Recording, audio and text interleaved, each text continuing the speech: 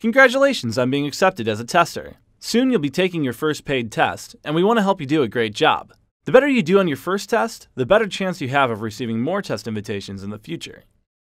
You'll receive invitations by email, but you can also sign into your usertesting.com account 24/7 to check for available tests. Carefully review the test requirements to decide whether you're qualified for the test. If you accept a test you're not qualified for, you won't get paid. If you see a screener test, that simply means you'll be asked one or more questions to determine whether you qualify for the test. Occasionally, a test may indicate that you will need to provide personal information. Only accept such tests if you're willing to provide the requested information. Remember, you're never penalized for declining to participate in a test. Read the test scenario out loud. It explains the mindset you'll need to adopt during the test. Once you accept the test, make sure to start it right away. Otherwise, you may lose the chance to participate. As the screen recorder displays tasks and questions for you, it records your computer screen and your voice. If you get interrupted during a test, click the pause button to pause the recording, then click the record button when you're ready to continue. As you go through the test, do your best to complete each task. To view a previous task or the scenario, click the previous button. If the test website doesn't open or you can't complete most of the tasks, click the Help button, click the appropriate problem link, then follow the on-screen instructions. You have control over the size and location of the recorder. The pushpin icon lets you pin open longer tasks. Simply click again to unpin the task. To move the screen recorder, simply click and drag it out of the way. Once you've completed the last task and you're ready to send your video to the client, click Done. This begins the process of uploading the video, but you're not quite done yet. Most tests have some written follow-up questions. Because your answers will likely impact the star rating you receive, do your best to enter responses that are thoughtful, clear, and concise. Don't make the reader guess what you meant. The higher a client rates your test, the more invitations you can expect to receive. Let's look at some common differences between 1-star tests and 5-star tests. In a 5-star test, you record in a quiet, distraction-free place. Okay, I'm visiting HomeDepot.com, and it's asking for my initial impressions of the homepage.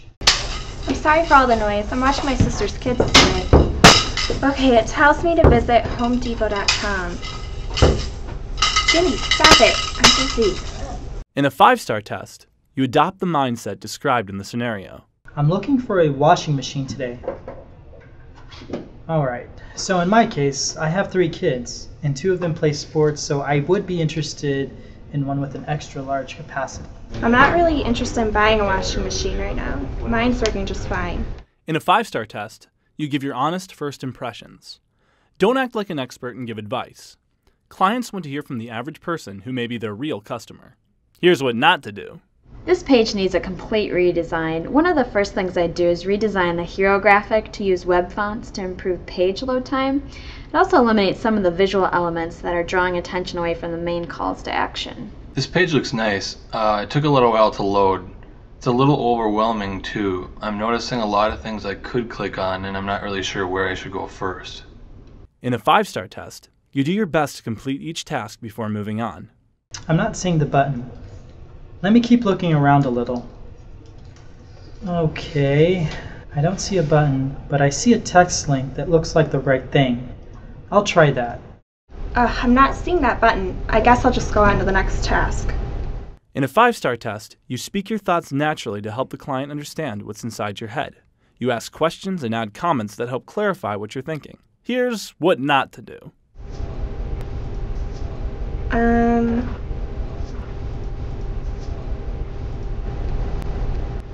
It's not working. I'm trying to find a way to filter by price. There are just too many washers here for me to research, especially since a lot of them are out of my price range. Let me see. Will this do it? No. It just brought me to another page. Did I do something wrong there? I guess I'll go back and try something else. I know I could sort by price, but I prefer filtering because that way I know that everything I'm seeing on the page is something in my budget. If you follow these 5 tips, you'll be well on your way to getting 5-star ratings and making the web a better place. Welcome to the usertesting.com panel. Thanks for being part of the solution.